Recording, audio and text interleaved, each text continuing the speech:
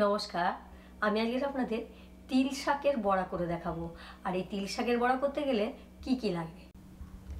এই বড়াটা হবে লাল শাক দিয়ে।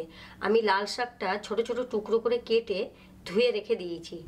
বেসন নিয়েছি আমি 1 কাপ মতো, রসুন নিয়েছি আমি কিছুটা কুচিয়ে, তিল নিয়েছি আমি ছোট বাটির 1 বাটি, এটা 2 টেবিল চামচ হবে।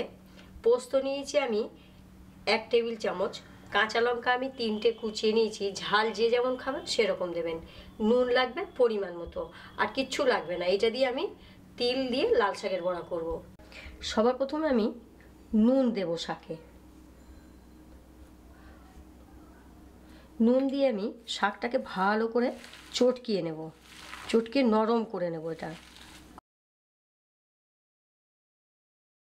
শাকটা আমি নুন দিয়ে ভালো করে কচলিয়ে নিয়েছি।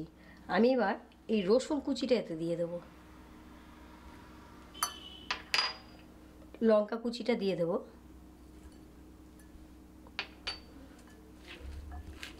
দিয়ে আবার একটু কচলিয়ে নেব।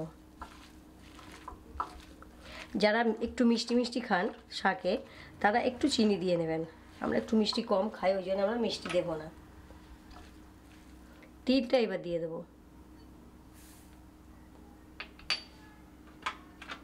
পোস্তটা দিয়ে দেব,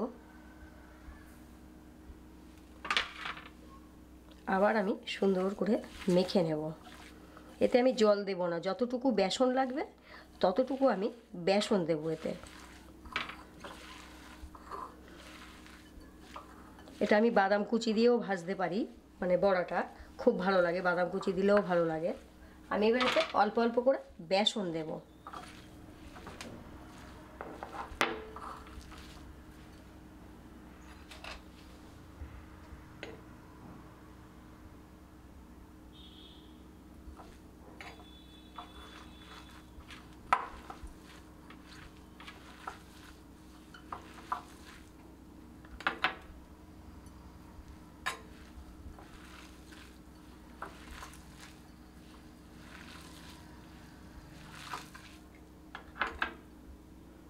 আমাকে অল্প অল্প করে বেসন দিয়ে মাখতে হবে।